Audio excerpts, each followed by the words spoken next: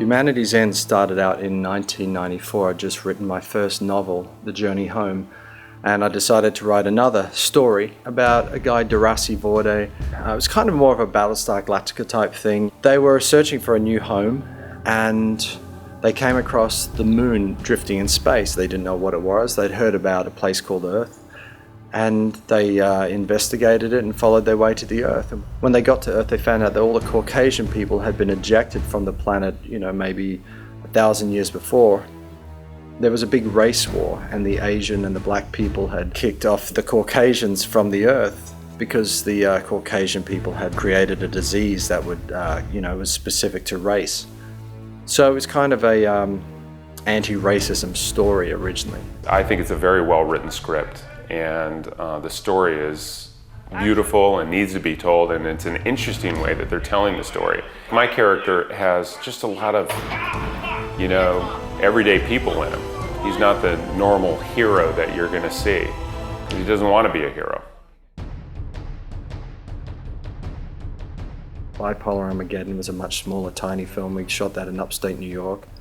And also Nephilim, which I guess was the original start of the whole story about the Nephilim.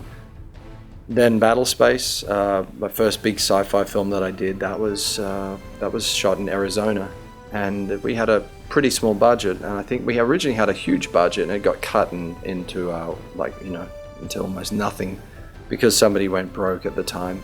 And that was really probably what I considered to be his defining breakthrough into the science fiction field. His previous films were perhaps a little more horror orientated. We got that film done, and it started the whole adventure in space. And I guess Battlespace proved to me that I could make a science fiction film for almost no money and sell it, and some people like it, some people don't, and that's fine. It was then that Neil decided to mount a much larger and bigger scoped film with a higher budget, and this became what we now know as Humanity's End. And this was going to be bigger and better in all ways than his previous film.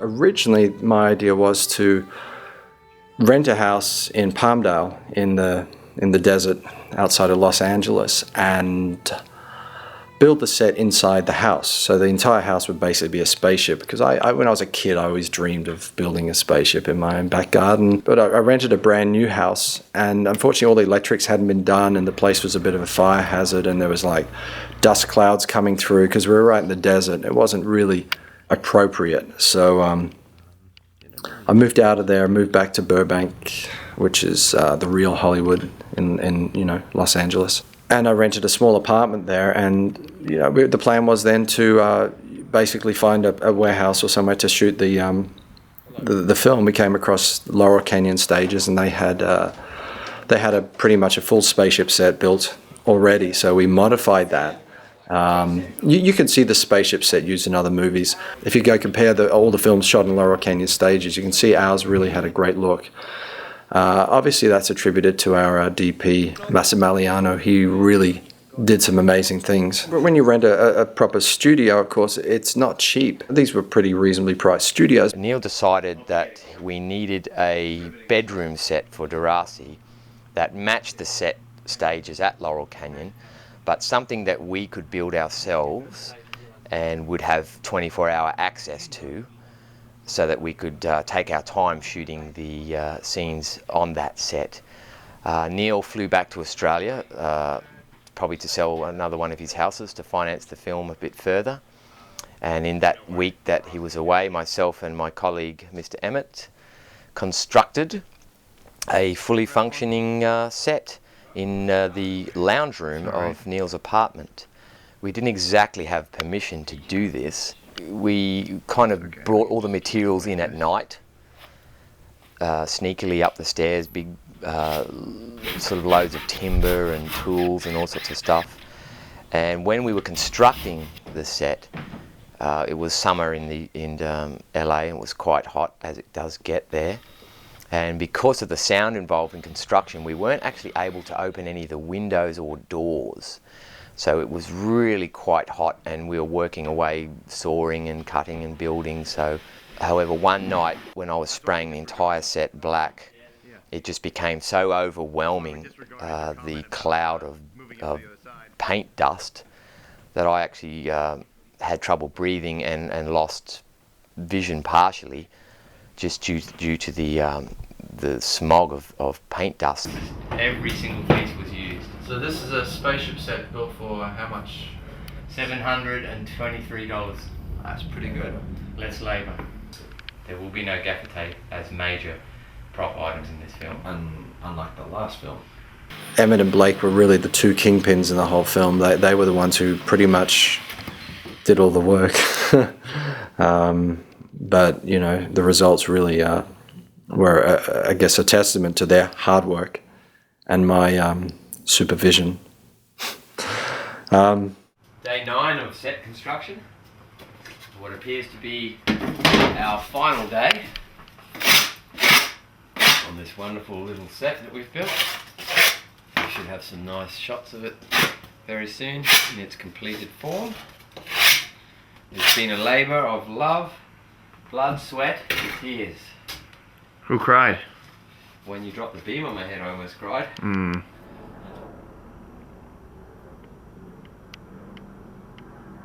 I guess without them, the film just would never have been even close to being as good. These guys saved my ass a couple of times over the years, and again on this film. The two of these guys together are like an army of 100. I was pretty proud of them and pretty thankful. And you walk in, and it's unbelievable how it transformed into these four walls into a real live space cabin. I mean, it was really remarkable that when you walked in, you really looked at it, and it was just, how did these guys do this? It was really phenomenal. It just felt real. It was perfect. The construction of the weapons went along quite well, up until the point when I had to actually paint them all black, and due to the previous experience of painting inside the apartment, I felt it would be healthier to take them outside and paint them. But being in a residential apartment complex, this wasn't really possible without drawing undue attention. So I managed to climb up onto the roof of the complex, and that enabled me to paint the items without being seen. However, the second day of painting the guns up on the roof of the complex brought some unwanted attention in the fact that we had several, at one point, helicopters flying over, then circling back, and then they seemed to be hovering a few hundred meters above. And it was at this point I looked down on the roof and realized that I had laid out around a dozen large rifles and a half a dozen small armaments and various grenades, bombs. From a helicopter looking down, this possibly could look like some sort of militia or terrorist activity. So the helicopters tore off at great speed. It was at this point I gathered up all the weapons and basically took them down and hid them under a dumpster underneath the apartment centre, and basically went into hiding in the apartment. And it wasn't long after this that a SWAT team arrived and did a patrol around the area and were knocking on doors and stuff. This brought me back to the incident that occurred in America on the first experience with working with this type of props and hardware in the hotel where we were staying. We were doing some costume tests in the car park, and I was all dressed up in military gear and flak jacket and weapons, and that brought some undue attention. That was just a squad car or two at the time, but this recent incident in LA basically brought a fully fledged SWAT team. Dangerous. There's guys outside the walkie-talkies watching us, management of the building, because they're wondering what we're doing. And they've gotten word of the fact that we're doing a film here. And they will close us down soon, but we kept the door locked. The real challenge was in the Nephilim outfits, which were basically, the order was that I had to put together 4 Nephilim warriors from basically bits and pieces, leftover items from the previous films. We had all the costumes shipped over from Australia to the States, and I began work on converting all the outfits into something that looked a little more special for the film. Blake is obviously wonderful. Seems to anything that needs to be built or put together, he's totally got under control. I have so little talent for things like that I have an enormous amount of respect for what Blake does. Blake has a vision. He starts with a vision. He knows what he wants.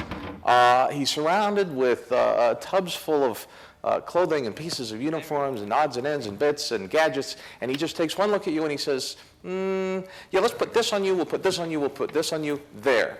And you think, oh, come on, and then you go take a look, and it's amazing what he puts together. And what I mean, this stuff here, we actually dragged a couple of people down out on the street and just pulled clothing off them and put it on me. It was great. Mr. Blakey, oh, he has a piece of my heart. So loved Blakey. He was there every moment for me, and he wore, I don't know, 1,000 arms. He wore 1,000 hats. He did everything from dress me to make sure my costumes were on the right way and buttoned, to my props and decorating sets.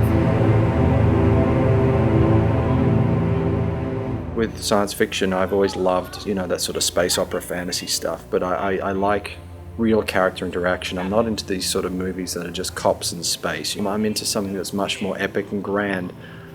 So when you want to undertake a film like that and you want to do it on a relatively small budget of $140,000, well, you've got to try to be a little clever with it. Because I've been a director for 22 years, I realized I knew what I was doing, and I knew how I could handle a budget like this and make it work for, make it look like $1 million on the screen. So I guess that's the clever way of making movies. I thought this was just going to be, another film that, everybody does a lot of this. It's hard to know what to expect because obviously the budget of the movie is very small, but Neil is very committed, and the crew is very committed.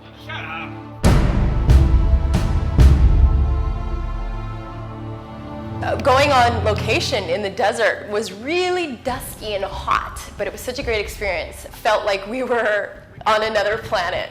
There were two scenes that were difficult for me. The scene out in the desert was the first scene that we shot when I was fishing. That was the most difficult scene.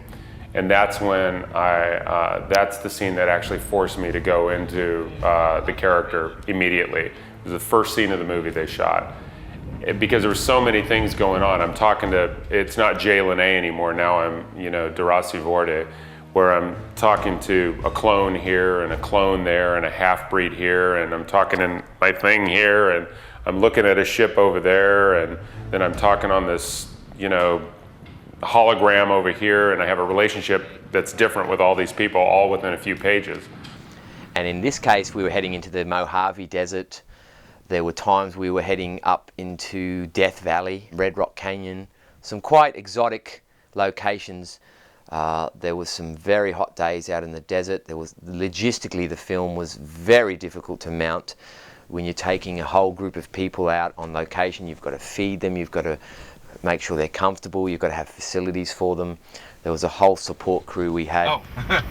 James Lacey, and I'd be doing makeup. Just walk past me, guys. The harshness of being out there without the security of having, tents around, because you couldn't put tents up because it was too windy, put us right into character. And, as Darasi, I'm a fisherman, so I'm just out there fishing. Nobody cared about that old spaceship at the back of the museum. Besides, everybody needs to make a buck. Welcome to another day in the desert. We're here in, I don't know where the fuck we are, but it's somewhere interesting, and somewhere in California.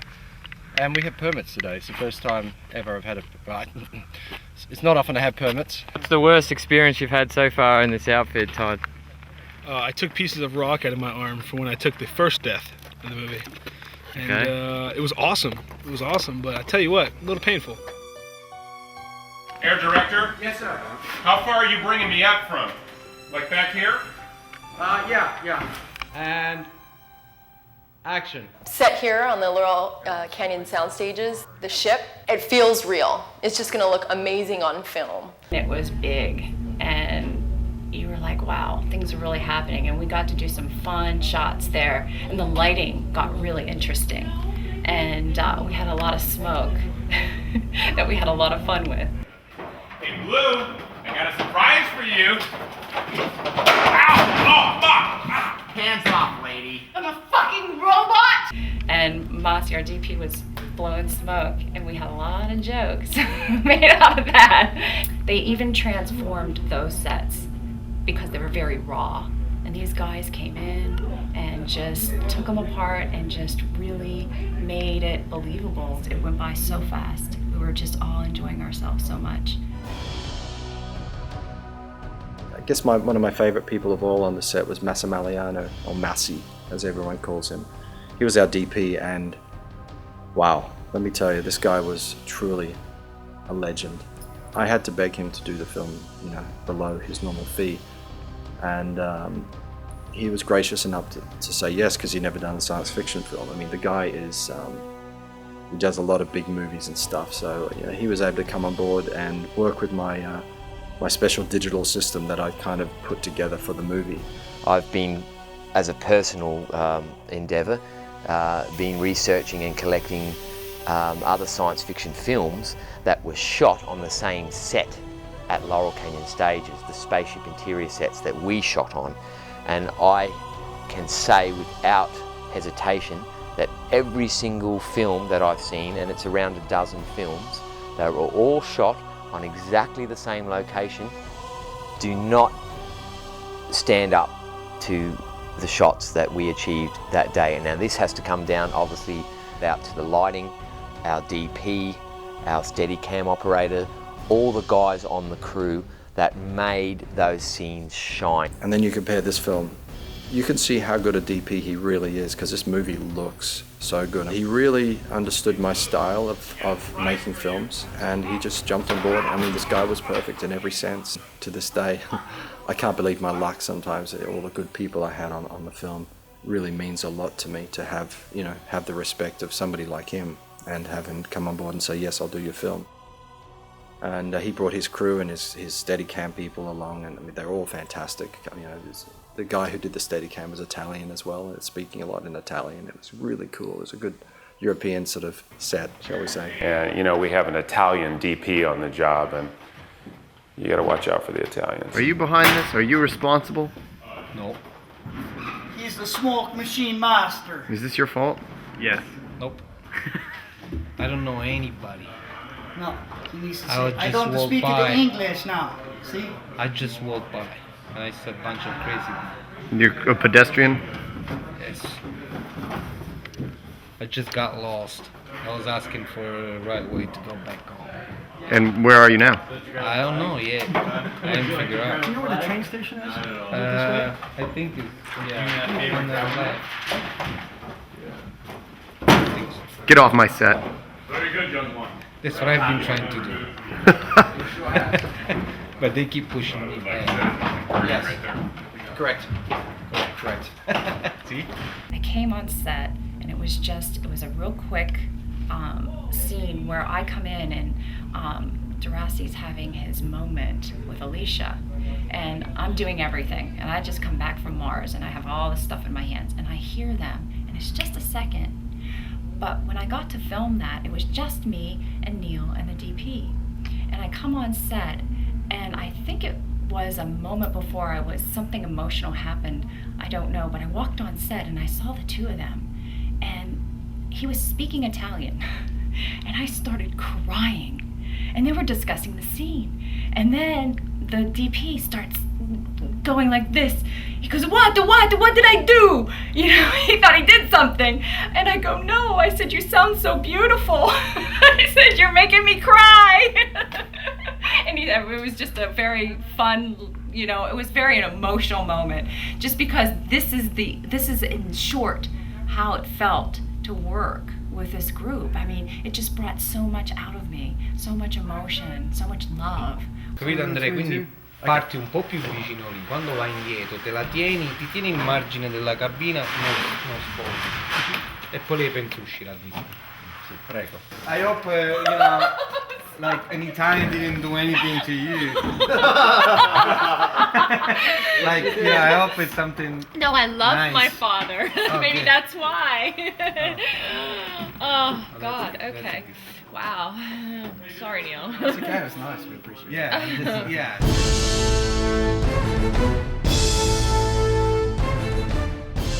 Yeah, he's an ex-military guy. You know, he was kicked out of the military, and now he's kind of just rolling around the universe. The ship that he flies is called the Blue Whale, and he stole it from a museum, although he tells people he didn't. Jay Lene, who played Darasi Vorde. I mean, we had a lot of good choices for Darasi, but he just brought the comedic element into the film. Darasi, I really felt, I felt so strongly about Jay.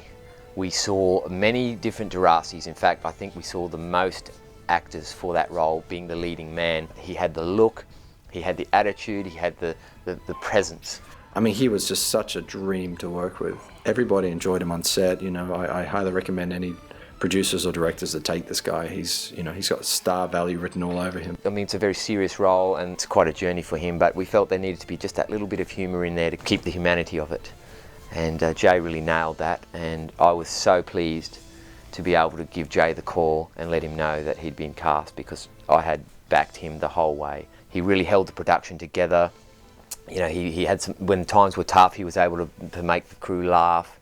He made everyone feel at ease, and he was just a real consummate professional.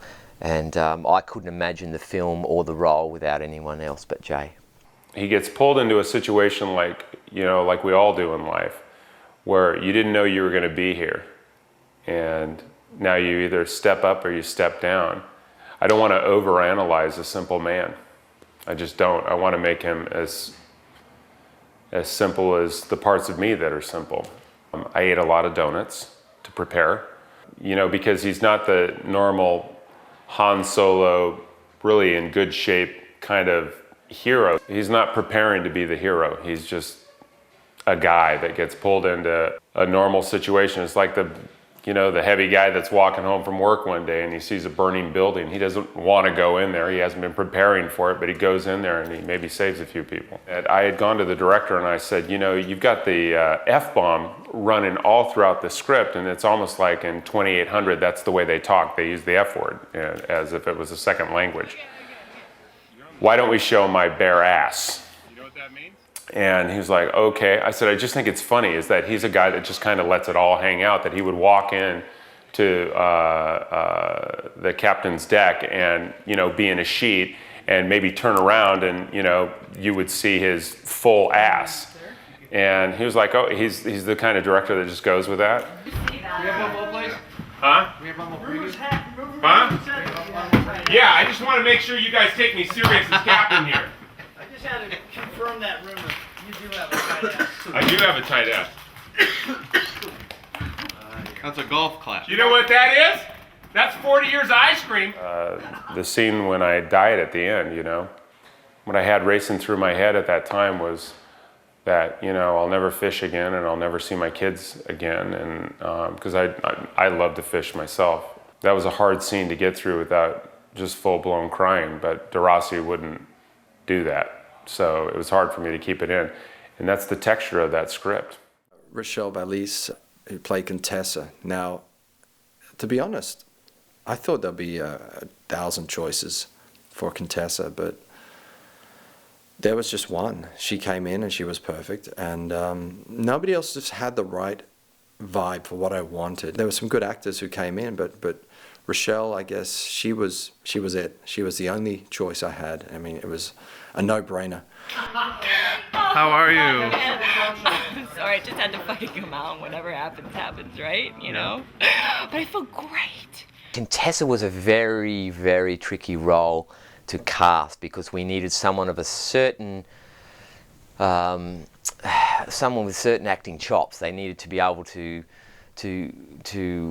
play a robot who didn't know they were a robot. They needed to bring some humanity to the role. We saw a lot of actresses from ex-strippers way up to more mature actresses who had long careers. No one felt quite right. There was a few people that we thought they could have possibly pulled off the part. We brought them in to read with Jay. They didn't quite have the chemistry that we were looking for. It was Rochelle who walked in on, I think, the last day of casting, and again I had a feeling just about her look that she could possibly be right for the part. And I do remember running down the corridor to Neil just before I brought her through and saying, Neil, I think you should really take notice of this next one. I think this could be her. Is this the most emotional you've ever been acting? Hey, where's my papa? Papa! No, but yes. Yeah. It was great for me because I got to have a little taste of everything. I got to have an emotional journey, which was really fun for me to show a tough side. I really enjoyed that. The character I play is a clone, number 387 of a relatively unsuccessful clone series. Will, who played Sorgon, he wasn't even scheduled to come in for the casting. He just turned up, and a friend of a friend. No, I can't. Not at this speed. No, we're not entering at this speed. You have to time it perfect. You trust me on this? I'm willing. He was able to bring another dimension to the role that I guess we didn't expect to have. It was always my goal to do a science fiction film, and if it meant I had to shave my head to do it, by God, I was willing. I think people really identified with his character for some reason. I was very surprised at that. Kind of a natural yarmulke I could grow. He played it so well that people really empathized with the character, and I mean that's a testament to a great actor. He's also a famous disc jockey radio personality in San Diego. But Tanner's not playing the last man. No. He's playing a sort of a hybrid clone, so he's actually not playing a man in this. No. Which is rather fitting, I thought. Sorgon has been altered to be slightly less manly, as all clones are when they hit puberty. You have a lot of duos where you have a sidekick who kind of supports the superhero in a way, and this is similar to that. Only Sorgon is blatantly disrespected. He's a bit bumbling, and you never quite know where his motivations lie. Although he seems loyal to the captain, there are a few twists and turns. Cynthia Ikes, who played Alicia, now she was one of the last people we cast in the film, and I saw her at some acting recital, and she was really good. And she really brought a seriousness to the role, you know, which was nice. She has those beautiful eyes that you just get lost in. Again, a slightly difficult role because we needed someone young, but we needed someone not totally unaware of what was going on. I really connect to Alicia. There's so many different layers of Alicia. There's vulnerability, there's humor. I felt that it was a juicy role, and it was good for me, and Neil obviously felt the same way. Instead of going into it thinking, well, Alicia's got to save all of humanity, it's basically like a metaphor, as in, you know, saving myself in a way, and that's how I kind of dove into it. And so, you know, Alicia has many different layers, as does, you know, most people. She, you know, is very vulnerable, has been through a lot. I basically prepared by using as-ifs. If this was a certain situation that was going on in my life, how would I act as if this were the case?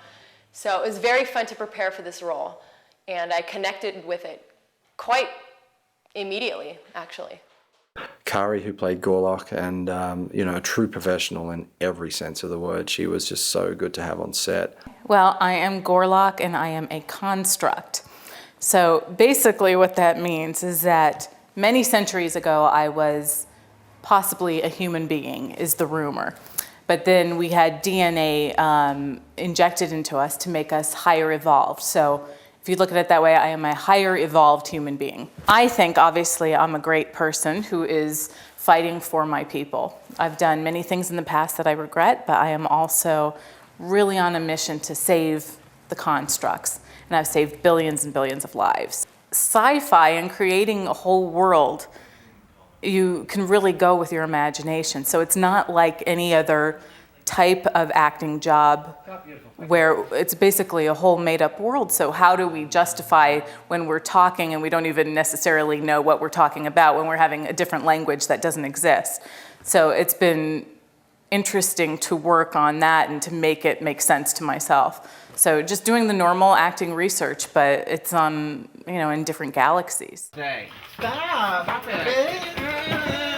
1, 2, 3, 4. I declare one more. We love each other. We love each other. West Hollywood. He's upside down, he's still dreaming. You like that touch? Yes, I am. Good catch. Okay, you want me like this? Yeah, no gay voices. Okay, no. The guy who played the Destroyer, he suffered a lot for the film. And out, get out, out. Action 2. James was a really nice guy, good makeup people, who wanted to experiment. That was the thing, everyone collaborated on the movie and everyone wanted to experiment and try something new and different. So I guess that was our feeling for the film, was to do something special. This is Peter. She's playing Sheetak and the Blue Whale. Apologies for being late. Sheetak, Peter has the most wonderful voice. She's also a professional voiceover person. Peter Johnson was another one. She was the voice of the Blue Whale and also acted in the film as Sheetak. And, I thought that was kind of a cool thing to have her on board. And then, for those people who don't know that, she actually has an Australian accent, and she was able to disguise her accent for the movie. And that was very cool in my books. The acting technique that I use has a lot of imagination work, so I obviously went back, watched the previous movie. I guess there's a couple of previous movies, but the one that was most recently in this universe called Battle Space, which involves the race of the constructs, which is what I am. And so I got a better idea of where they come from, what their motives used to be. This is obviously, I think, 500 years after Battle Space, but the constructs still exist and they still have a lot of the same problems. So that was a place to start. And then, of course, I had to imagine my own existence prior to this point, how I've come to know the Nephilim, probably through diplomatic negotiations and such things, and how we've decided to turn on the humans, basically, and wipe them out. So trying to get this imagined back history in my mind was sort of where it began. I guess the most striking thing for me walking into the interview was just seeing Neil there in his full rock star glory. And I was thinking, this is pretty much the coolest guy I've ever seen in a casting situation. Most casting directors are not exactly fashionable, so it was kind of a shock, but it was a pleasant surprise when I walked into. He's actually a really good director. There's a couple of days that there were scenes that I felt like I understood, and just a little tidbit of information that he gave to me, I felt like I grew. Because you're supposed to enjoy the process when you're doing this, and this has been the most fun that I've had out of, since I've been back, like 26 films. He is a dream director. He really understands the actor. He knows how to communicate to the actor. He knows exactly the perfect balance of what to say and how to let the actor still have, some sort of creative control. True story, best crew I've ever worked with, best director I've ever worked with. In fact, I'm going to kiss everybody on the mouth when I leave this project. I really did traverse galaxies, really, because working with him, you don't need a spaceship. I've been on many, many, many sets, and Neil really knows how to just run it. Everybody here is so happy to be here, and he's just a joy to work with. Neil is great to work with because he's so enthusiastic about what he's doing. It's obvious that he's having a great time, and he just encourages you to have a great time. It's the best experience, and I hope we get to work together again. It's been fantastic. And the great thing about working with Neil is he knows when to direct and when to pull back and let things just create. And the good thing is he's letting me improv a little bit here and there. In fact, he encourages it. Very, very talented and has seems to know exactly what he wants and has a clear vision of what it is that he wants. And I'm really, I feel fortunate to be working with him. Neil is amazing to work with for a few reasons. I worked with a lot of directors, and the thing about Neil is he gets both aspects of, a lot of directors are very technical, but maybe not so savvy when it comes to the acting craft itself. Some directors come from an acting background, and they don't always know what they want as far as getting a shot, and Neil knows it all. He's extremely multi-talented himself, and he's very generous to the actors as well, in that he understands what it is to try and find those moments on camera, and he guides, he gets what he wants without pulling you out of the moment. He's very, very good at that. I think he has a huge. I mean, I know he's done a lot of directing, but he's only begun to do what he's capable of. He's actually amazing on set. Okay, I'm going to tell you just a few simple things. It was fun and it was free. Neil didn't bog you down with directing you or over-directing you. He gave you such a freedom to allow you to explore whatever it is you wanted to explore. And then together, we all shaped it. And it was really quite phenomenal how that happened. So it was like magic. There was the whole shooting day where he wore no pants, which was odd. He didn't look bad in a little skirt. But, listen, he's a creative guy, and he wants to do things his way. That's all right. This film was made with the belief that good filmmaking is made from the heart, and I hope people can see the difference between a film like this and some of the other low-budget science fiction films that are just done for money. This wasn't done for money. This was done because we wanted to make something that was special. I guess I wanted to make the type of film that I want to see, and that often is not made. Science fiction is very much an evolving subject, and I like to see things in outer space. I like to see people relating to each other and having adventures, and I like to see where humanity is going. So we took a lot of risks and tried to do something a little different. If you watch this film a second time, will it teach you something? People get a lot out of the movie when they watch it a second and third time. That's what I like about this movie. It's more. There's more layers to this film than what it appears to be. It's not a shoot 'em up type movie. It's not a cop in space who's trying to hunt the killer on the spaceship.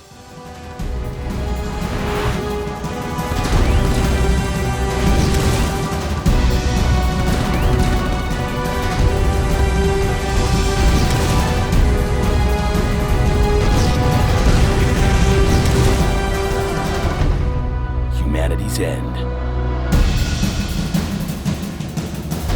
Extinction is inevitable. The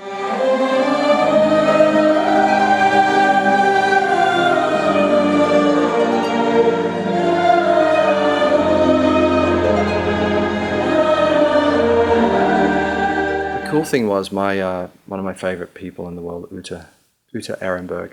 She basically brought in her ex-husband, Nettie John Cross. For those who don't know who Nettie John Cross is, he's one of the big rock stars from Europe. Nettie's talent comes from when he was young. I think it was instilled into him as a 6-year-old boy. His parents, I think, were forcing him to make music. His mother and father were just into the classical world, and from this point, he stepped out towards the rock and the heavy metal side of things. But his roots were always classic, and so it was great that I could sort of bring him this project. And it basically brings him back to his childhood, I think, a little bit. Bin mit 7, habe angefangen Klavier zu spielen, habe 10 Jahre Musikschule. Meine Mutter ist Opernsängerin. Ich bin aufgewachsen in so einer Familie, die klassische Musik macht eigentlich. Und für mich ist das eigentlich nicht schwer, sowas zu machen, auch wenn es schwer klingt. I first met Nettie, and it was strange. The first time I met him, it was we just connected in a second, and I don't connect with many people. I was a big fan of his music, actually. It was more hard rock, sort of heavy metal stuff, and then sometimes it was more like the big Disney music and stuff, but it was always commercial music with singing and stuff you hear on the radio. And he sort of not pushed me, but he kind of kept saying I should do the music for your movie, and Uta, his ex-wife, who's his manager, she kept saying, oh no, he would be perfect. And I thought, he does rock music, why should he do this? Ute Ehrenberg hat, auch meine Managerin, hat mir das sehr gut vermittelt. Das ist das Resultat von dem. And then it just came to the point, she says, oh, really, just try him. I said, okay, I'll try him. We'll see what we get. And, I've worked with some really good composers on my other films, but my God. Es ist eine perfekte Entscheidung. Ich bin sehr glücklich, mit Neil Johnson zusammenzuarbeiten. Es macht mir einen riesengroßen Spaß. Es ist sehr professionell, die Arbeit. Und ja, das Gefühl ist bei mir total auf einem hohen Level und bin sehr glücklich. Also ich gebe auch alles. Es ist eine gute Chemie, mit ihm zusammenzuarbeiten. I had expectations maybe of about this level, but in reality it was here. Too much, zu viel eigentlich. Ich wollte in den Film eigentlich viele verschiedene Parts einbringen, musikalische Parts einbringen. Ich wollte eigentlich eine Tiefe drin haben, eine sehr, sehr, sehr weite Tiefe. Da auch der Film sehr, sehr viel Tragik hat. Der Film hat eine sehr große Weite zwecks wegen dem Universum, logischerweise. Es sind Kampfszenen, Kriegsszenen, es sind Todesszenen und Liebesszenen. Also die Musik für den Film zu machen, war ein Riesenanreiz für mich, da wirklich alles drin ist in dem Film. Und das ist perfekt eigentlich für einen guten Komponisten oder für einen Komponisten, der sowas machen will.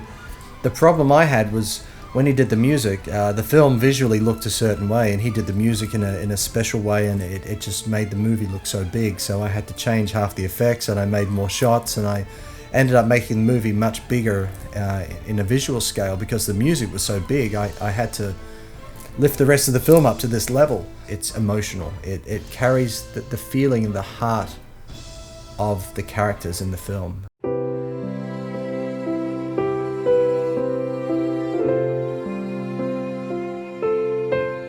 Das ist sehr schwer. Ich habe für jeden Song eigentlich verschiedene Emotionen. Rochelle's Song hat mich eigentlich die Schauspielerin total begeistert, um ehrlich zu sein. Ich wollte ihr unbedingt einen starken Song geben, weil sie sehr, sehr stark spielt. Und ja, ich habe mir das Bild angeguckt und habe einfach drauf losgespielt. Einfach mit Klavier, so habe ich den Song angefangen und ja, das ist dabei rausgekommen. Einfach nur ein Gefühl.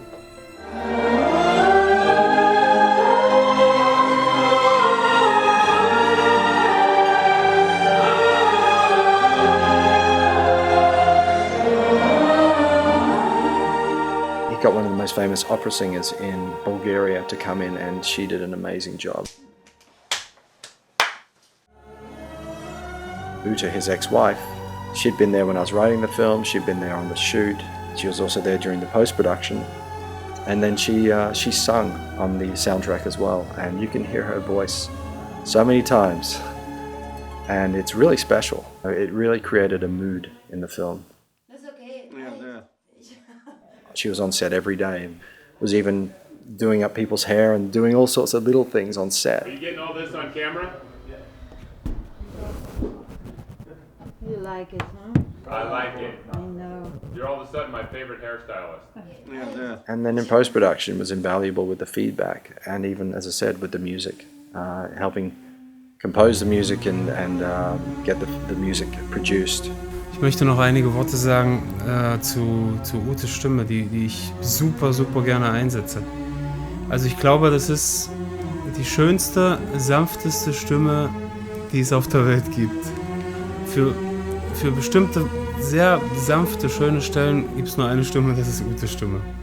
Ich habe Mira, die Opernstimme, für Chöre, für die Bombast-Sachen eingesetzt, aber Utes Stimme ist wie ein kleiner Engel. Der fliegt und fliegt und fliegt und deine Fantasie anspornt, um zu überlegen und wie ein Vogel zu fliegen. Ja, also die Chöre sind verrückt, die Chöre sind riesig. Neil ist zu mir gekommen und hat mir von Hellraiser die Musik gegeben und sagt, so möchte ich das. Und wo ich das erste Mal den Hellraiser oder Hellbound, den Song gehört habe, habe ich mich an den Kopf gefasst. Da habe ich gesagt, wow, fuck. Sehr, sehr groß. Ja, dann haben wir die Chöre versucht, wir haben die Strings aufgenommen, alles, und also die Chöre sind zu zweit gesungen. Klingen riesig fett. Mira und ich. Ich habe 20 Mal eingesungen, Mira hat 20 Mal eingesungen. Das ist sehr viel Arbeit. There's a real big advantage to working in Bulgaria. I mean, Neddy is German, but he's based in Bulgaria at the moment, and his studio is here. And it's great. He can just call up someone and say, I need a violinist, I need an opera singer, and they're here within a couple of hours. And these are world-class musicians. I mean, I've worked with orchestras and choirs in Germany, and they're pretty good, but here they're really good, and they're fast, and they're precise, and there's no bullshit. They just go straight to the point. They just play, and that's it. And it's so emotional. And it's not like it comes out of a machine or anything. These people, when they play and they perform, it's from the heart. I think one of my other favorite bits is when we have Uta's voice in there many times. For some reason, she's got this voice that just breaks through the music, and you can always hear her in the voice. And she has this low to middle harmony that just comes through. You've got the high opera voice, but then she comes in and it just gives us this texture. Aber in Bulgarien oder besser gesagt in meiner Stadt, wo ich das Tonstudio habe, ist ein gutes Symphonieorchester und ich habe die Musiker schnell zur Hand. Also ich brauche wirklich, wenn ich abends sitze und den Song einspiele auf dem Keyboard, brauche ich den nächsten Tag die Leute, die kommen und das sofort einspielen. Ich habe keine Zeit zu warten. Und deshalb habe ich hier auch das Studio gemacht. Ich habe die Leute schnell zur Hand. Es geht von einem Tag zum nächsten. Um Filmmusik zu machen, muss man sehr schnell sein. Man hat unheimlichen Zeitdruck. Man muss wirklich sehr professionell arbeiten, sehr schnell arbeiten. My favorite piece was with Rochelle, the actress, playing Contessa. And you can just see, the music tells you what she's thinking. Wo ich den Song gespielt habe und ich habe die Szene gesehen, sind mir selbst die Tränen gekommen. Also es ist selten, es passiert eigentlich wirklich selten. Aber bei dem Song hat es mich eigentlich gut getroffen. Ja. Ein Komponist erzählt eigentlich, er kann nicht erzählen, wie und was er schreibt. Es ist eine ganz bestimmte Art, wie man was schreibt. Erklären, schwierig, es ist wirklich schwierig. Man setzt sich hin und schreibt. Man hat's oder man hat's nicht. Fertig.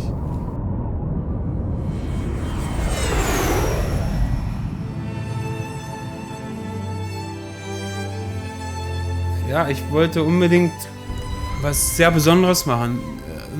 Duresi ist gestorben und dann, er fliegt dann irgendwie, die Seele fliegt und oh Gott, es ist zu viel, es ist wirklich viel. Er stirbt und die letzte Endmusik, so dass die Seele hochfliegt und dann das Raumschiff fliegt und man sieht das Kreuz, ja, es ist alles irgendwie zusammen, man kann es nicht erklären. Und das Kind nachher am Strand wollte ich unbedingt eigentlich was sehr, sehr Eigenständiges machen. Also es musste eigentlich sehr, sehr klein sein, aber sehr stark trotzdem. Mit der Stimme ist mir das eigentlich sehr gut gelungen, mit dem Klavier davor. The composers I've worked with in the past were really, really good. But Neddy has just gone beyond everything. Everything I expected, and I never knew this much talent existed. In one person, and he's just a freak for this. You can't stop him.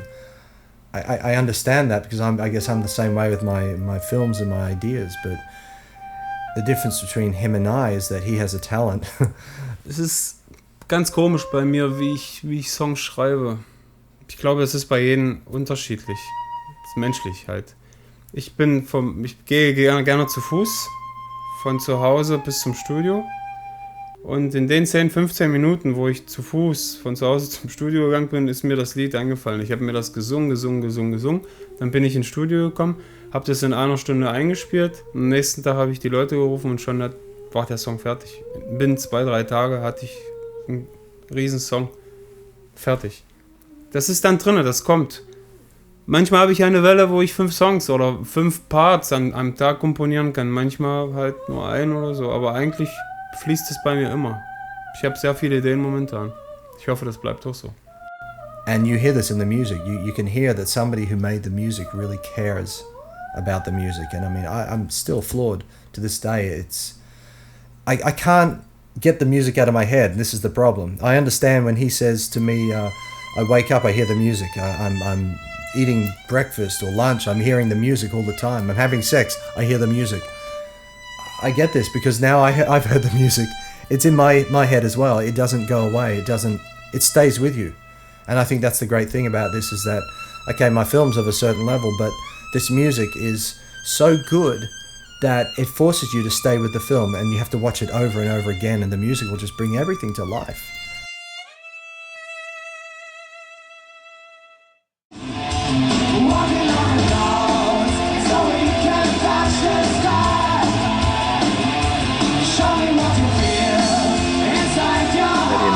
They used to perform together, did a few albums, and they donated one of the songs for the end of the film, which was really nice. You can see Nettie singing, and you can even see Uta doing some of the harmonies, which is really special for me because it's two people who are really important in my life and were able to really contribute, I guess, to the movie. So.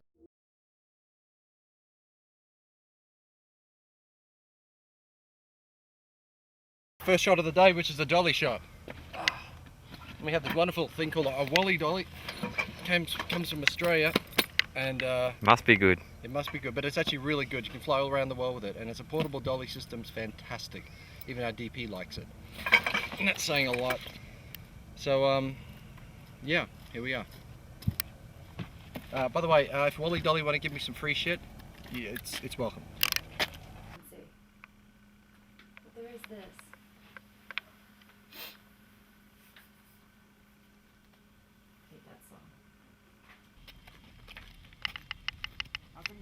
And we get out to this remote location where we couldn't take the big trailer. You had to have like these SUV cars so we get out there and they figure out that my costume is on a vehicle that is already out in the desert in a remote location. So now they said, don't worry about it, we got it. So I get there's no place for me to change except a cave. And they put me in this cave with all this limestone that I'm sinking down into. And I have to get into the black, stretchy costume. And I'm on a hill, sinking in limestone, trying to undress. And then I hear Masi, the DP, he's yelling, we're losing light, hurry up! So I'm like, okay, I'm hurry up. I run out, I run up to Neil, and I go, okay, I'm ready. And he looks at me like, and I'm like, what, let's go, let's do it. He goes, do you know that you have your costume on inside out? Yeah. I go, what? No! I was so embarrassed. My first scene and my costume's on inside out. I had no idea. From then on, I had a dresser. That was good, actually. I like that one. For some reason, when you do nothing, it looks amazing. That's good, guys. Okay, that's it. Wonderful work. That looked really natural when you came through for some reason. It just looked like you were really thinking. It wasn't like, And we were trying to get down to some salt flats that we saw in the distance, and we felt the only way to do it was to try and follow these dirt tracks down this mountain. The track we were on was really only a foot either side of the vehicle wide. So on this side you had the side of the hill impassable, and on the other side you had the sheer drop into certain death. So turning a vehicle around in this terrain was really an impossibility. So at this point we had to basically try and reverse the vehicle up the rather steep, rocky, loose gravel incline. This was very difficult to do, had to be done very slowly, and at this point we started running out of not only light but petrol. So that was quite a precarious situation. It took us an hour or so to get out of that, and there was a point where we did get up and was able to turn the vehicle around, but there was a certain hill that we then had to get up and over, which took at least 3 or 4 attempts in the vehicle, and it was running very low on gas. We had to back it right up and really gun it, put the pedal to the metal to get up this hill. It took 3 or 4 attempts until it finally got up over there. That was one point in the shoot where I felt we were going to maybe be spending the night in the desert. Well, see, there's a producer on this.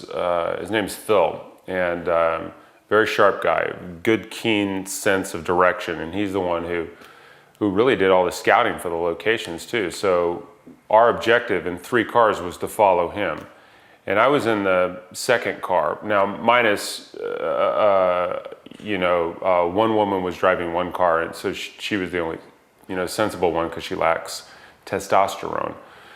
And when Phil went right, we all had GPSs in our two cars, and we went left. And I was the only one who said, we should follow Phil.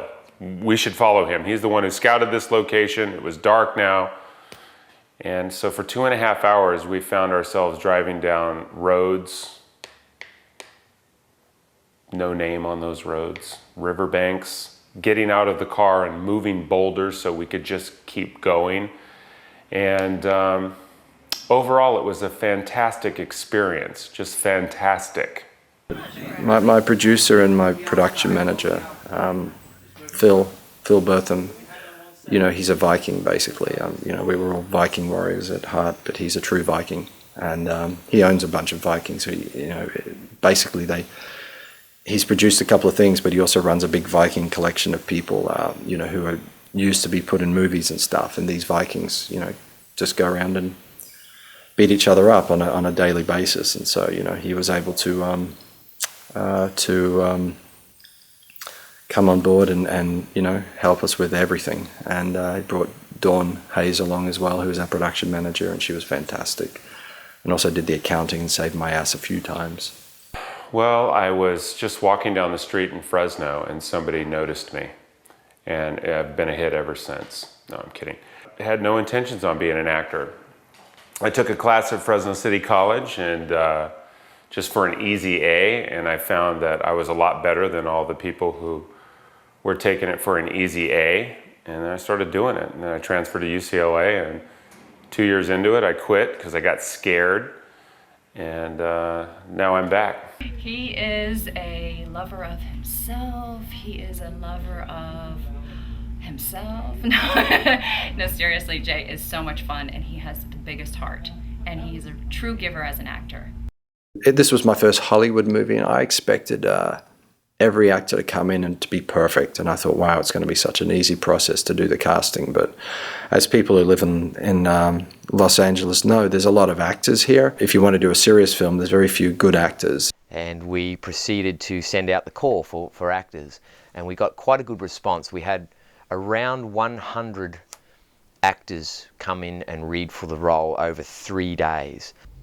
I have created life in many parts of the galaxy. You are not from my hand. Homo sapiens scum! You are not created by my bloodline. You are a prisoner to your flesh. No, I can't.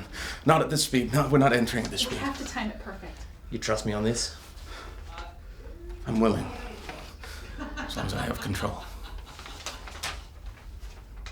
I have feelings like you.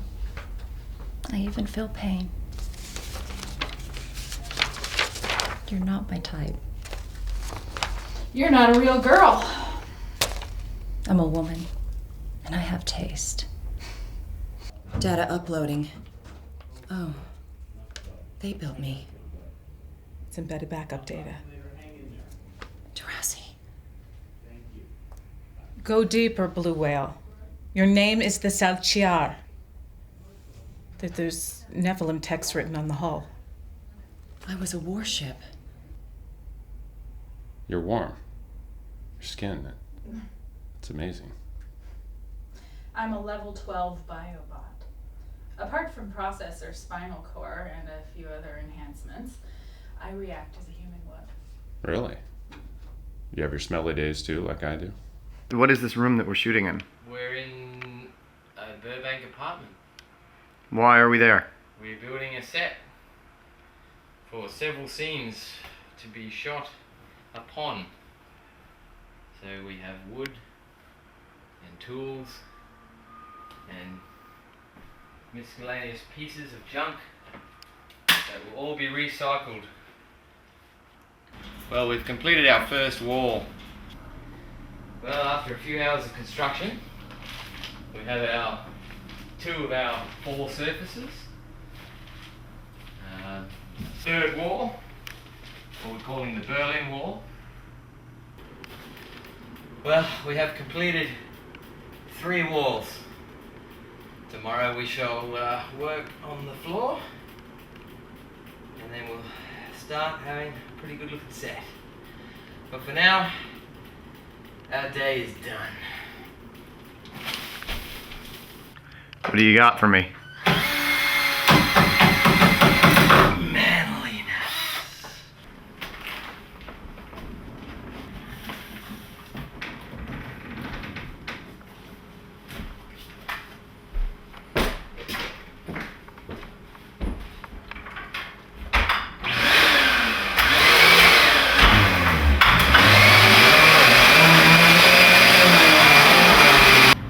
We've been offered these 2 pieces of science fiction history to use in the film. Although we appreciate the offer, it's unlikely we'll probably use them because they're not really this design that we're looking for. I mean, they're a little 60s, and when you find out their origin, you'll realise why. These were given to us by someone who's worked on Star Trek, and it's very close to his heart, and these are actually the original shuttle chairs from Fuck You and Cunt and Pussy and Fuck. Fuckity cunt cunt fuck. Another prop that we've been graciously loaned is this astronaut suit, which date back to the late 50s, early 60s. And I believe that it's actually an original flight or high altitude suit that would have been used in the NASA space program of the time, or probably earlier 50s. But this particular item has special interest because it was used on an episode of The Twilight Zone. The episode in question being Death Ship, one of my personal favourites. And it's quite old but still serviceable. It has many zips. It's made of an interesting sort of fabric. You have a helmet here which is actually locked in with the neck ring there and has a working visor. It's nice and beat up and weathered and... Hello, Mr. Blake. Welcome to our first day of shooting, and we're here in the massive set of Burbank. We won't say where. And over here is a kitchen. It's a secret set. Hello, your name and your character. I'm William Tulin the First. My character is Sorgon 387. I'm using a white stick as a microphone for no apparent reason except my drug problem. I'm in this film is because of a man named Blake. Blake put the screws to everyone and said, you gotta have this guy Jay. In the audition night, slipped for $100. Just 100 American. None of that euro shit. And here I am in the film, making out with pretty young girls. So, getting some in the background. So the other 900, it's coming? No, we talked about 1,000. No hablo inglés. Here we are on day what? Day 5? Day 6 today? Day 5. Day 5. And how many pages have we shot so far? We have shot 12 pages so far. And how many pages do we have to go? We have a bunch more. Was that one day? One day. Oh yeah, that was pages? one day. One day. Yesterday was 12 pages. Yeah. Shows how much I know, right? What a director. What happened here, Jack? I was following Phil, and he passed an RV, and I'm going about 70.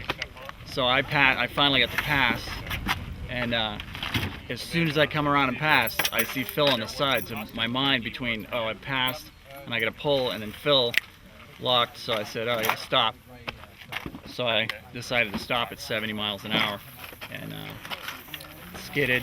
The RV was barreling down on me, so instead of hitting Phil, I went off, but I went off into a ditch. So that's the result there. Did you get winched out or something? No, I pulled out. Stuntman Jack. Look to the left. You were 10 when you were looking at those. I don't mind if you cheats yourself a little bit to the rest of the shoulder. This side. You like that better? This set is incredible. I love it. That's what a great set. Thank you. You play an instrument? Can you play both these? Both these nuts? Do you play CDs? CDs nuts? Singing you a song all the time. I don't know if you can see this. It's a cable system here that is pulled, and that opens and closes our main doors. So it's very, very technical, but when I hear action, I can pull that and the doors open. Oh. How's those bolts feel? First of all, my hips are too big for the chair. Oh, come on, really? You want a cushion? Yeah, we need a cushion. Yeah, we get you one. Very nice cushion. We're on our way to a radio station. Approaching to a right radio turn, show. followed by a freeway entrance on the right. Because I didn't realize it's 10 miles away, 15 miles away. So we're going super fast now. We're going to be there in 10 minutes. I got 15 miles to go. I'm going to see how fast my car is today. And yes, of course the freeway is blocked, as I can see right now. Typical. Well, Alicia in this next scene is quite pregnant, so I've been assigned to impregnate her. So you may want to keep rolling or leave it to the imagination. We're making a girl pregnant with bigger boobs and bigger belly. That's it. Oh yeah. Oh yeah. Oh, she's wrapped. So wouldn't I be holding it like this? You would, so I'm not touching your boobie. Yeah. Pull this up a little bit. It's looking a little top heavy, so let's pull that. Gotta come down a bit. There we go. Yeah, you'll be sitting down. Let's get you up there. Okay. I'm gonna get you sitting down. Okay, let's go to the set. Follow me. Follow me. I will follow you. Follow me. Touch the belly. They brought them to you. Hey, I had a little accident with her. I'm sorry. I'm You not. have to eat this now. Your dream came true. And this is your dream. Yeah, I was the It's a impregnator. bit too much. It's okay. We're fixing That's the 9 months. The 10th. Not totally 9 months, she has a drop. You're gonna drop basically in the next scene. And then we're doing the childbirth. Can we tell you about that? Oh, my water's gonna break. Yeah, the whole thing. I want to tape it. You want to tape it? So she's sitting down. She's sitting down. Don't worry about it. Okay. Just. Oh yeah. Sexy little pregnant girl. Pregnant girl on set. Look out, pregnant girl on set. Right. When somebody does. Baby on set. Lady with a baby. We're still. Put on a bit of weight. There's a baby in him. Okay. Baby with a baby. I'll just do a check for you. Make sure it's safe. Don't. So, I'll just. Yeah. We'll see how we fit. Okay. That's a safe spot there. Oh, no good. Oh no. Get the puppies finished first. And we get the baby in. Jeez Louise. I'm lactating. Nice. How about that? Oh yeah, that's disgusting. Whoa, that's an Well, that's how I got pregnant in the What kind first of film place. is this? Yeah. Jesus, that's a basketball baby. Alright, let's get this pulled up a bit. You got it. Okay. We don't want to play with the belly. Come on, everyone jump in and touch. Well, Pet the baby. No, I was going to suggest you see Hey Mark, where the how's it line going? is. Where usually it comes underneath your breast. So we have some racks and got some Jurassi's wardrobe here. Whoops. Suitcases full of bits and pieces. These seem to be the standard footwear used in the 28th century. We've got Contessa's suit, military backpacks and stuff, and an assortment of other bits and pieces. So what goes on here? This is where run me through a morning here. Well, the actors report on set for makeup, and they're usually made up around 9:30, and then depending on which scenes we're shooting, we get them into their costume pretty much straight up. So on any given day, I'm dressing 3 to 6 actors, and tomorrow we've got quite a big dress up because we've got to dress all the normal actors plus the 4 Nephilim warriors, which are really complicated and involved. So yeah, it's going to be fun. And here's an actor who's come in now to have their abortion. I'm having an abortion right now at 10 months. This is what we do with wayward pregnant teenagers. I love Bob Marley. You're a teenager in this movie, aren't you? Yeah, well, no, almost. God, like I'm 20. tempted to grab them. Oh my God. You can. No, they're they look fake. real. Can we touch them? Gee, yeah. Jesus, they're firm. That's a Yeah. good implant, darling. Oh my God, they look real. Yeah. You want to leave them in there? Well, now, not for continuity purposes. Actually, you could leave them in for this one. Yeah? Because you might as well be lactating when you find this place. Does it look real? I mean, yeah, why not? Yeah, sure. I dig Okay. it. I dig it. So you need your military, your battle jacket on again. Okay. So what's the theory behind her leaving the breasts in? Well, she's just given birth to like 6 babies, and her boobs are just like popping out full of milk, ready to the world. And the bigger breasts.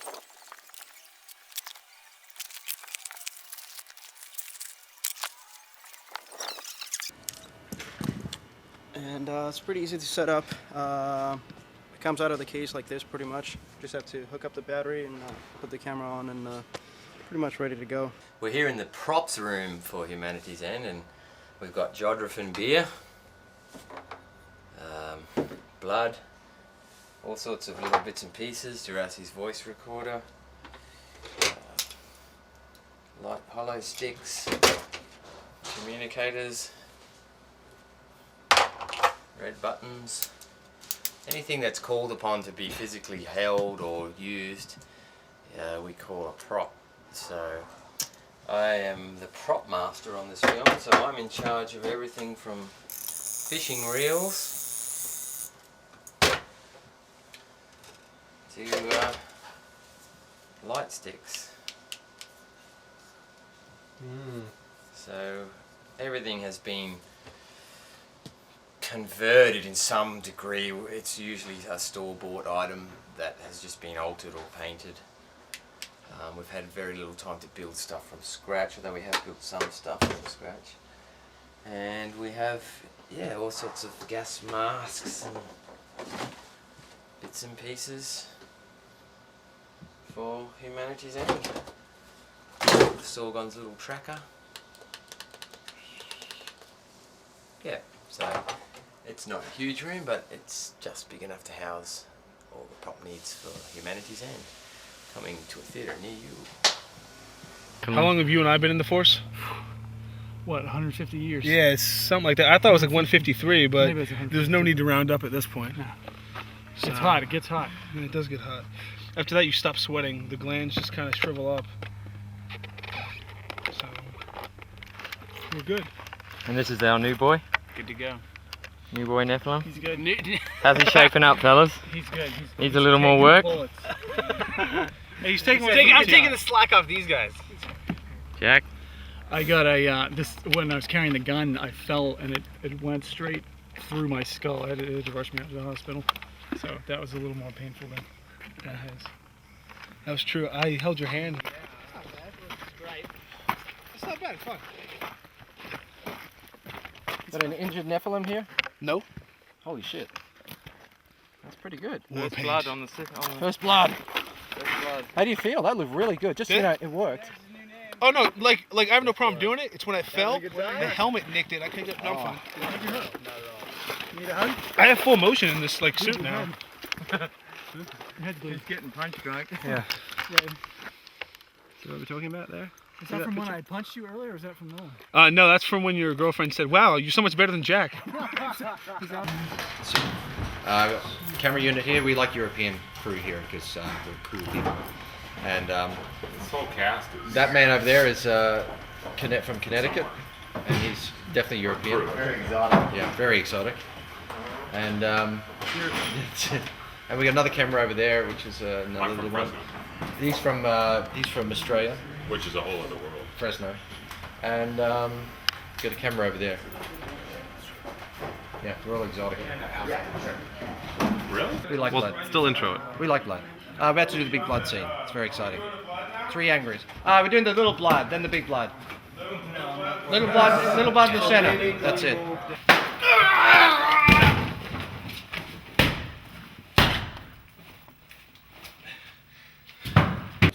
So Neil, what's going on here? We're doing reversals in the crash space pod, and one of our last shots of the whole film, and it's looking wonderful. Wonderful lighting from wonderful Master Mali. He's outside, and I've lost my voice because I've been shouting and yelling at people all day. Because they don't listen to you? No. Or the actors just I've been stop. having my own conversations all the time, with myself. It's okay. I get the film done. I'm also, how it is.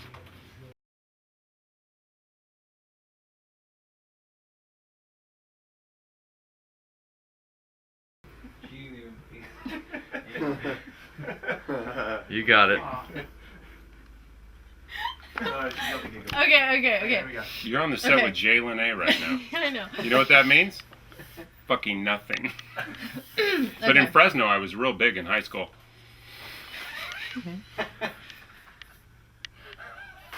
Your pecker stand up. I remember back in 2008 they used to take Viagra. A half a Jojer fan beer, and you could hang a coat on me. A really long coat.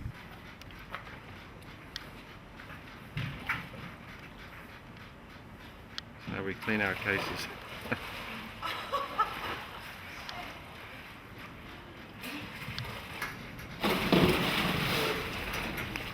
That's her inside though, right?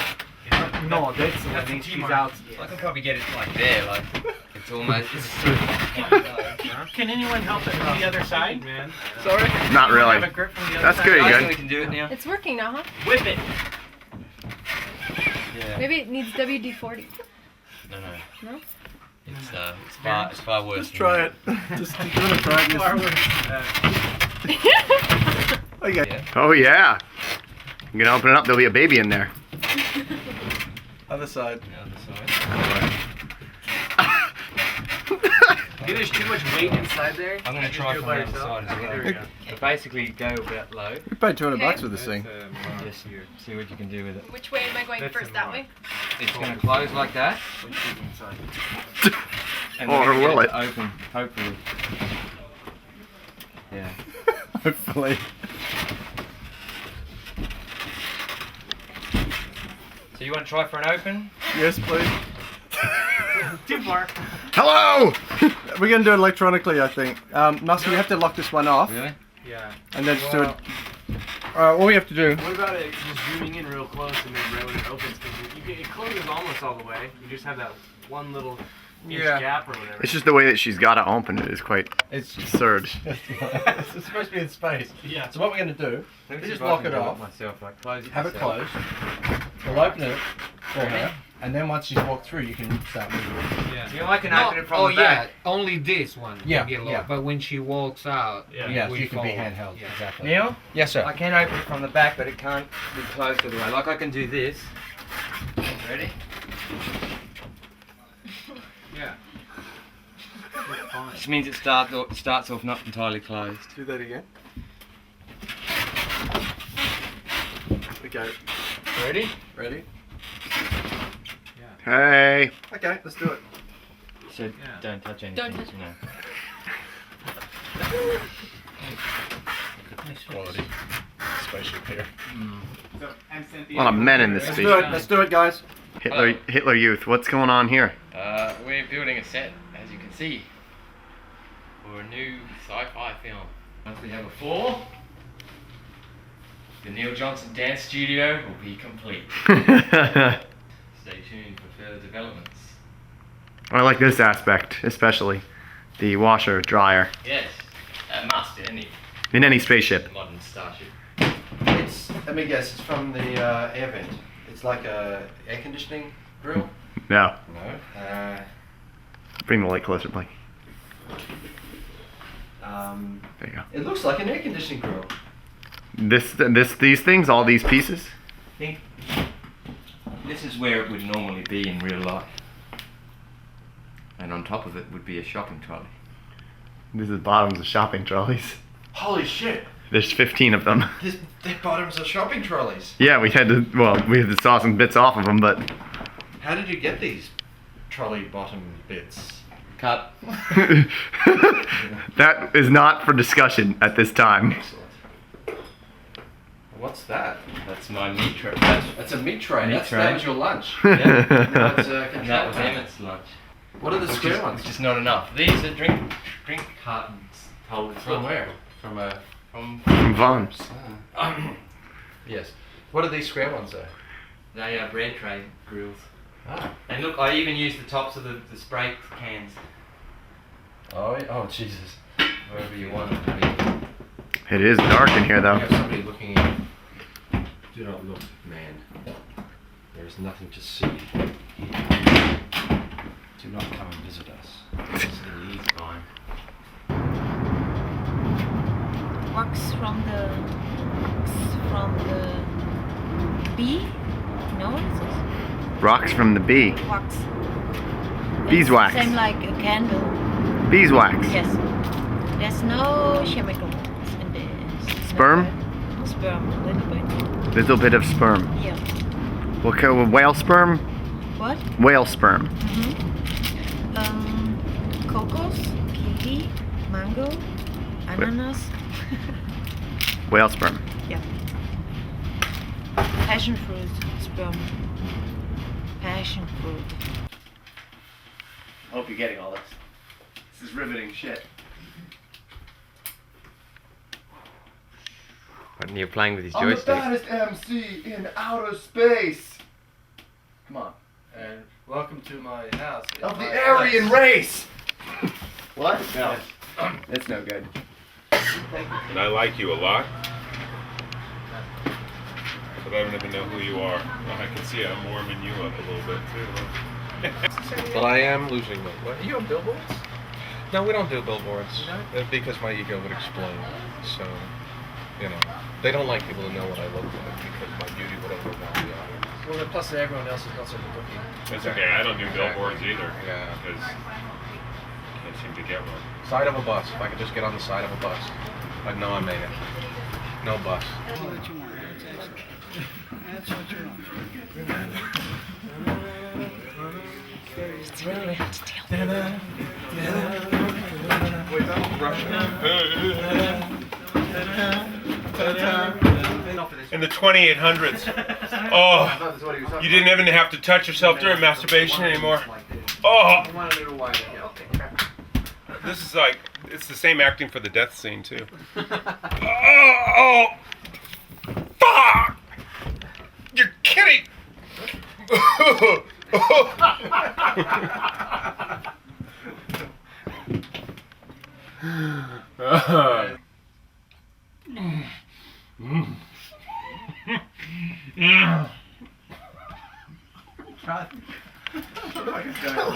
Yeah.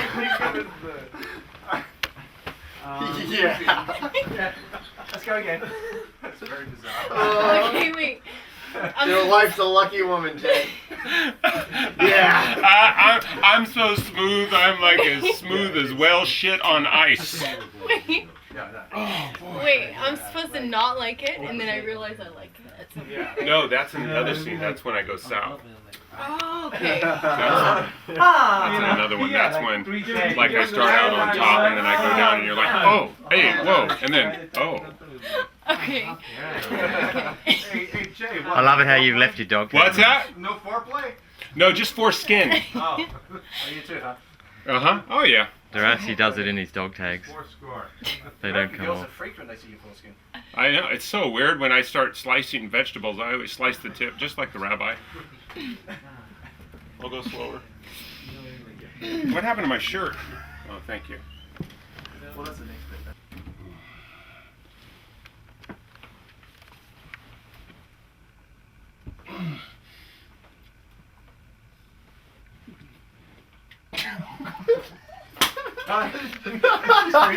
Did you go down on it first? That's in the next scene. No, this one's, I think. No, the next scene is the one where I go down. Oh, I like the whipping it out. Yeah, that was good. Sorry. I'm sorry, yeah, you're right. South of the border. Hi, how are you? Come on in. Hi. We have some caprese over on the side. Hey, there's people coming in. Just make yourself at home.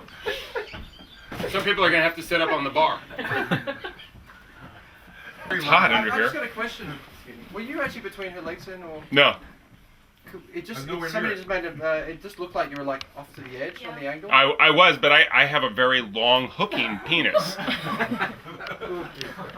But you know what? The audience doesn't know that. So spread them wide, and let's reshoot. Oh, that's nice. I thought you were saying your own name for a minute. Oh, Duras, he's saying his own name. Oh, Duras. Okay, let's move on, guys. That would be. It worked really good. Yeah, okay, good. Yeah, it's interesting. Does anybody know what happened to the... I still have the eraser, but I don't know what happened to the pencil. Okay, got a quick... Could you... I know it sucks when you do. It's so much. Yeah, meeting. Okay. Okay, it's Udi's birthday. Happy birthday to you. Happy birthday to you. Happy birthday, dear Uta. Happy birthday to you. Blow the candle. Oh my god. Again? Well, the air is the second thing to go in life, they say. I bought them, they especially relight again. Oh, do they? How fun. Harder. Okay, I hope we don't have Oh, patient zero, you should not have done this. Could you turn on the fan? Yeah, turn on high. I like that she's doing them with her hands. Blow them, they go out. Believe me. How? Uta will take her tongue to him. Jesus Christ. It's open. What a great idea!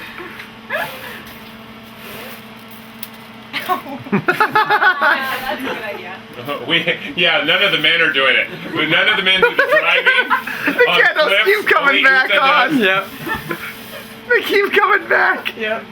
Oh, that's a lot of fun. Yep. That's the next one. Yeah. Yay! Oh, she knew. Gotta keep that hidden. You're not good in hiding. No, I'm not. No. That thing's... You knew better than I did. Thank you, everyone. You miss me? Try and kick off a couple more buttons while you're at it. Okay. Right. Yeah, that's Like this? Yeah. How about if I turn it this way? No. Does that work? No? Okay. That's good. How about like that? There's a fucking woman for you. Look at that. Huh? What? It doesn't matter that I have a vagina. Uh-oh. Okay, let's go, guys. Perfect. Look at that. Are you serious? Are you getting that? Action.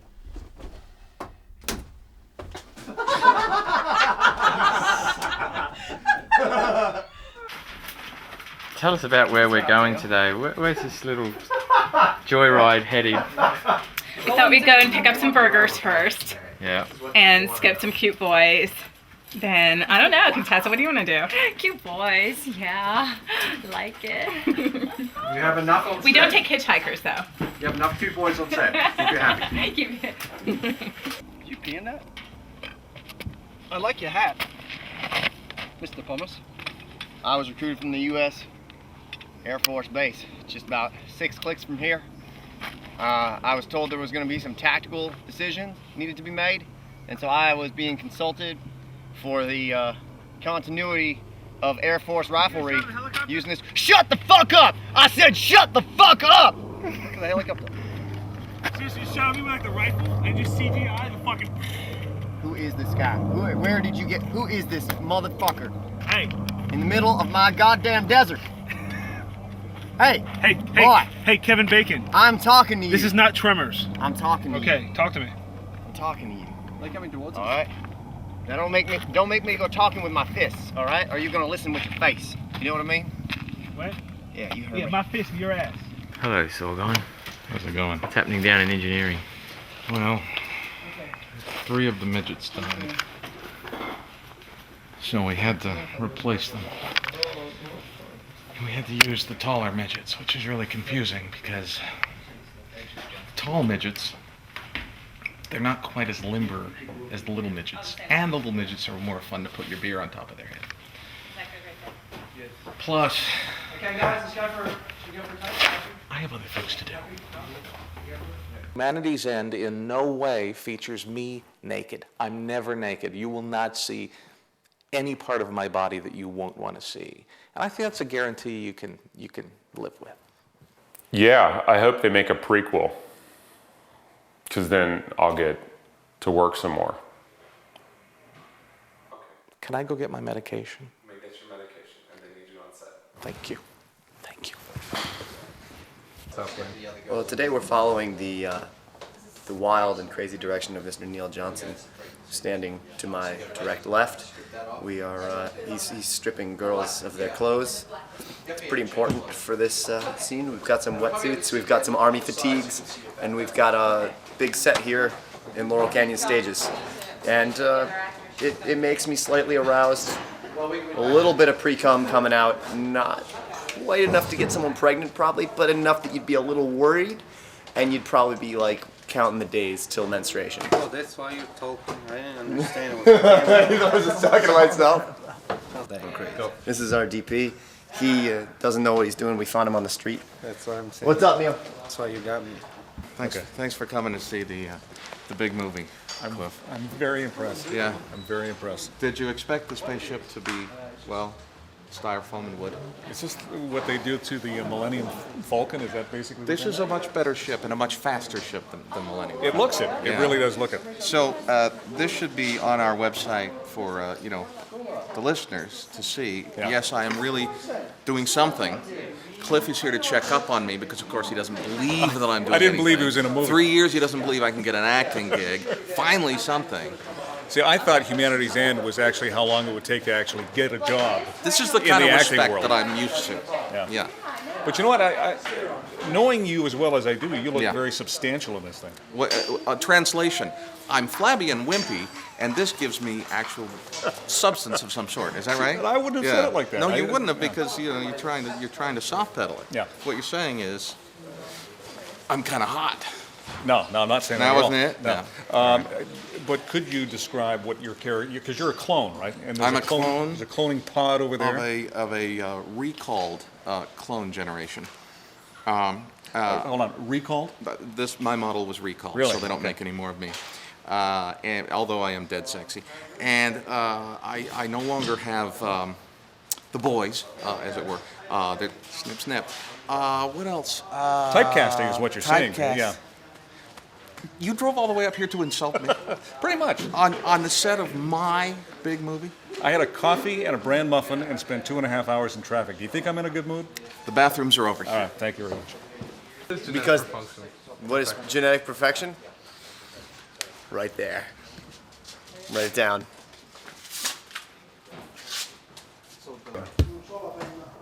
I'm looking for cheese toast. I love cheese toast. I'm looking for cheese toast.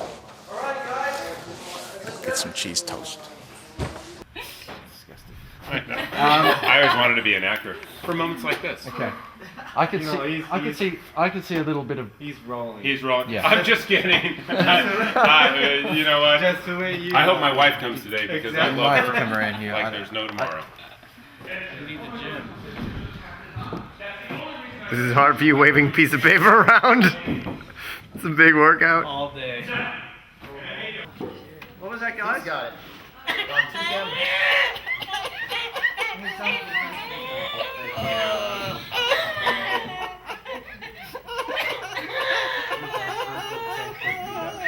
All right, boys, let's get on task here. Come on. Urgent, or is that kind of a little bit more? Okay. Action.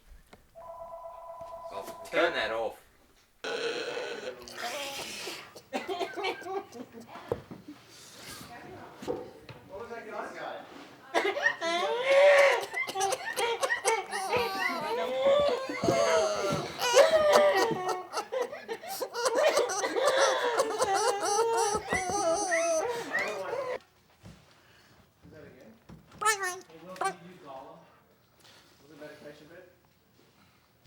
Neil Johnson, I didn't have my medication today.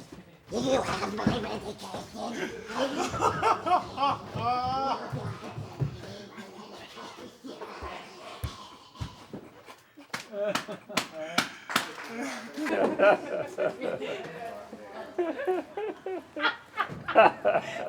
Man with cock doesn't see them pics. And look up the screen, Contessa. Sorry, look up at the view screen, sorry. Which is up here. Sorry. Can you do that again? Can we move this on a second? Can I move this? Sure. Okay. Hi. Hi, baby. Cry, please. Action! You upset? You hadn't seen her in over 7 years. Look, Captain, look. What the fuck do you know?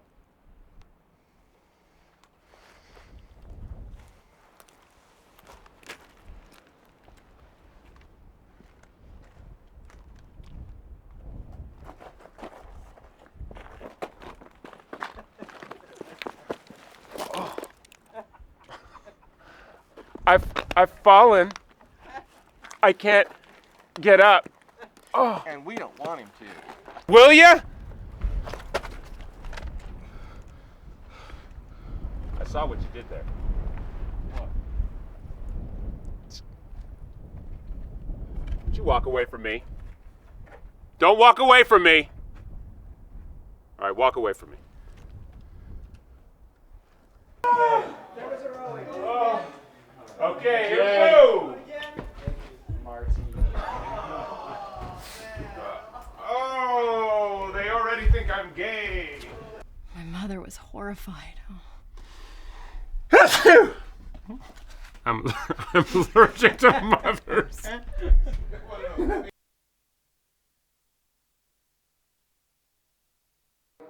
Loud sound. And rolling. And action.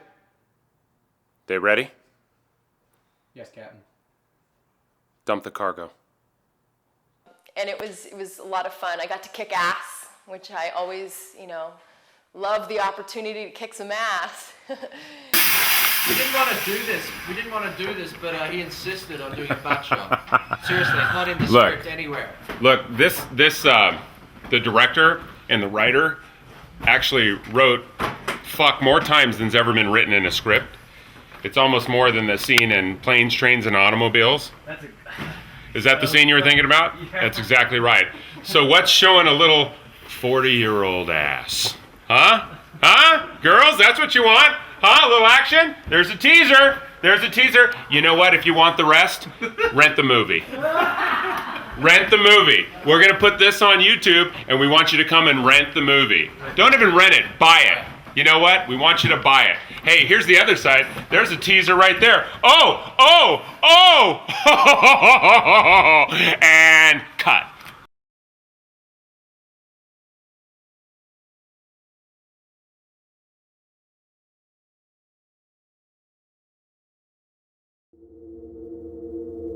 Walk through the silence, dark is the night. With wind in my face, I search for the light, counting the stars and hiding my tears, longing for someone to take away my fears. Nightingale, come sing with me. My heart is full of pain, but I know the morning comes, the sun will rise again. Far, far away, thousands of light years, I'm far away, crying alone. Far, far away, more than a lifetime.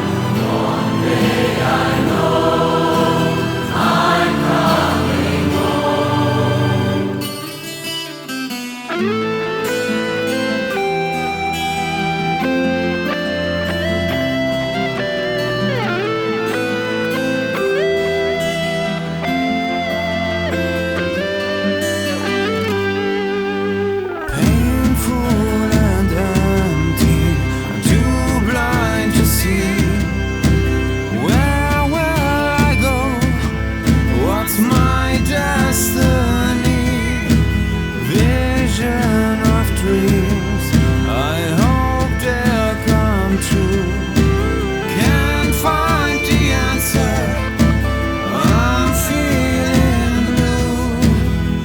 Nightingale, come sing with me. My heart is full of pain, but